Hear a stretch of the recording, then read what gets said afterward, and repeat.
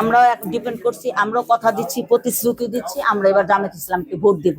আগামী ঢাকা 6 আমরা দূষণ মুক্ত দেখতে চাই। অনেক দলই দেখলাম, তবে আমরা এবার জামায়াত ইসলামকে আমরা দেখতে চাই। দেখি ওনারা আমাদের জন্য কি করেন।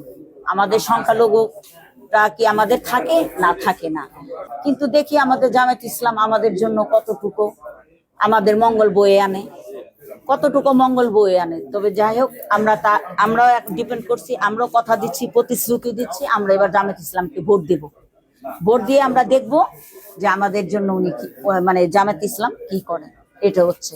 আর আমরা চাই যে মানে কি বলবো, আমরা তার কাছে আমাদের প্রত্যাশা ছয় আসনটাকে আমরা, উনি যা কথা বলে গেলেন, আমরা সেই 6 আসনটাকে আমরা খুব ভালো দেখতে চাই।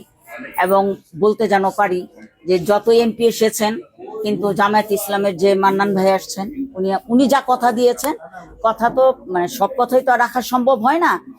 মানে 100-এর মধ্যে যেমন 70-75 এই কথাগুলো থাকে। হ্যাঁ, এই প্রত্যাশাগুলো আমাদের, ওই যে এলাকা বললেন, আমাদের সরকারি একটা হাসপাতাল, সরকারি অনেক কিছু আমরা দেখতে চাই, যে আমরা ভুক্তভোগী, যেমন মান্নান ভাইয়ের কাছে আমরা অনেক কিছুই আমরা আশা করি। যেমন এলাকায় ছিনতাইবাজ, নারী কেলেঙ্কারি, চুরি ডাকাতি বিভিন্ন কিছু হচ্ছে, এগুলো উনি তো বলেই গেলেন মান্নান ভাই আমাদেরকে, যে এগুলি উনি মুক্ত করবেন। তো ওনার কাছে আমরা এটাই প্রত্যাশা।